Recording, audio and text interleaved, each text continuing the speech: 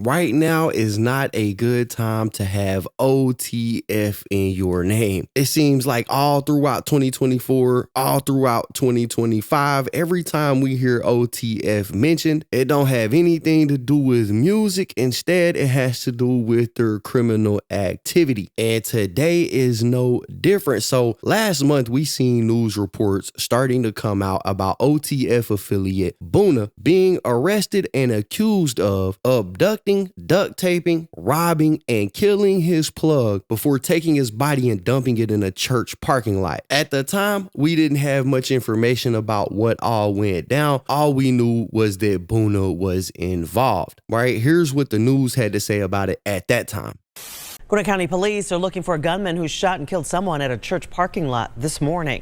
Sounds like Gwinnett County Bureau Chief Matt Johnson's live near Snellville. Matt, neighbors were actually surprised they didn't hear any gunshots.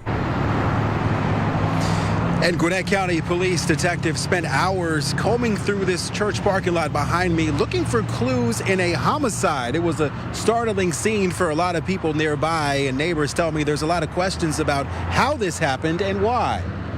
The morning started like any other along Webb Gin House Road until neighbors saw police and a body in a parking lot of a church. My husband was driving, it was around 7 a.m.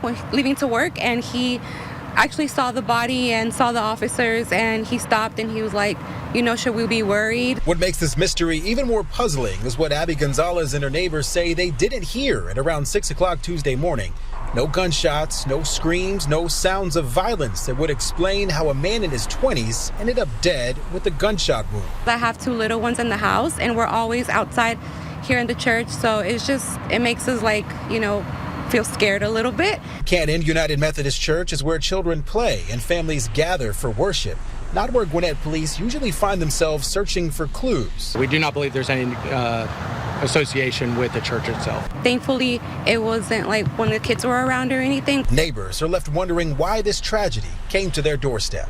But we know that we've been living here for 3 years and nothing like that has ever happened around here, so we're a little like calm about that.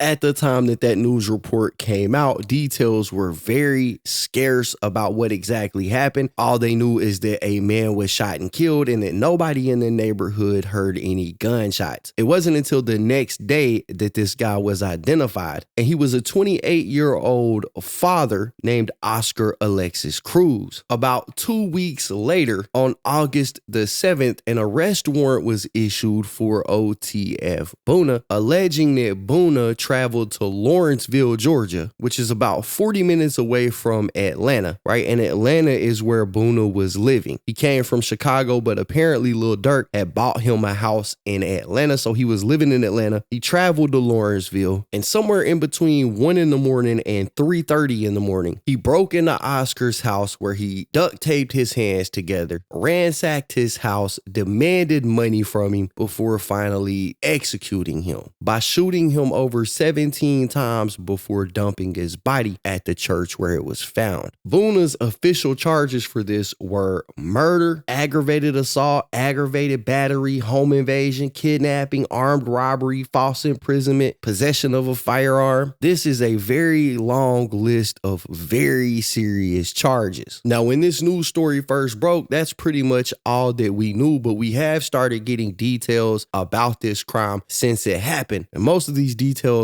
are coming from Oscar's wife, who have told investigators what she believed happened and has tried to clear up the details that are out there in the public. So the first thing is, a lot of people reported that this was a home invasion that went wrong, and it turns out that might not be true. Boona and 3 other guys actually met Oscar at a Waffle House in the morning, where they put him in his car and then drove him to his house where his wife was showering. They tied him up in the house, pulled his wife out of the shower before demanding money, robbing him, and everything like that. After stealing roughly $3,000 in cash from Oscar, they told his wife to kiss him goodbye because this was the last time she was gonna see him, and shortly after, he was killed and dumped. We now know that this was all part of a drug operation. Apparently, Boona or somebody in Boona's crew had been fronted some work by Oscar. Word on the streets is it was about a £1/4 found. And instead of paying this guy Oscar back, Boona decided to take matters into his own hands, and we got this crime because of it. This is interesting because back when this actually went down, we seen an anonymous user on Instagram actually post about this, saying that Boona owed OZ,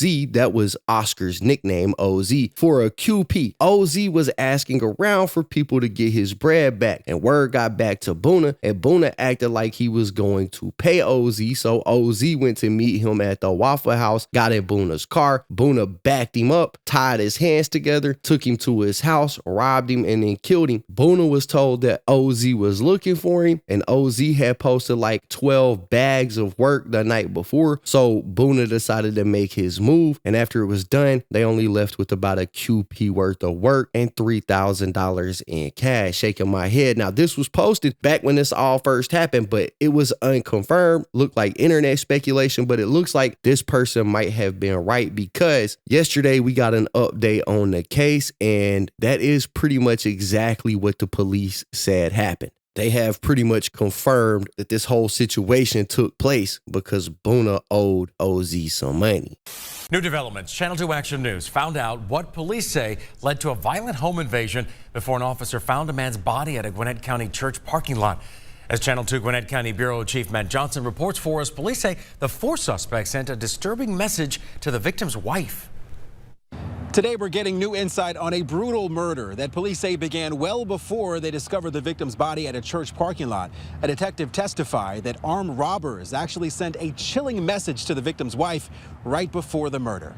A Gwinnett County judge heard chilling testimony about how police say Raymond Cooper worked with 3 others in a deadly home invasion that left the father shot 17 times.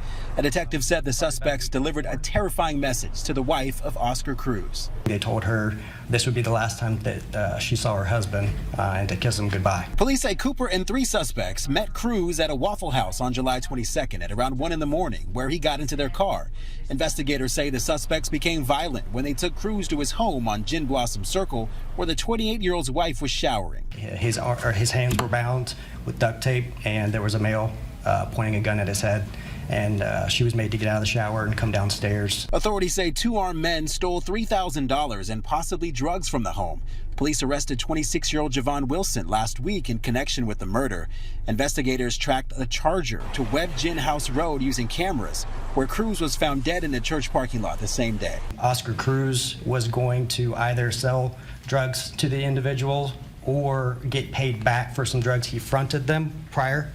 Now, when this comment right here was first posted, there was a lot of people online saying that this sounded like some straight up cap. But after hearing what police investigators just said that they discovered, it turns out that the guy that posted this comment may have known what he was talking about. What's crazy to me, besides this guy losing his life and being dumped in a freaking church parking lot, is the fact that Boona did all of this for roughly $3,000 in cash, a QP that was worth, according to the police, about $1,200, and so that he could get out of whatever debt he owed OZ.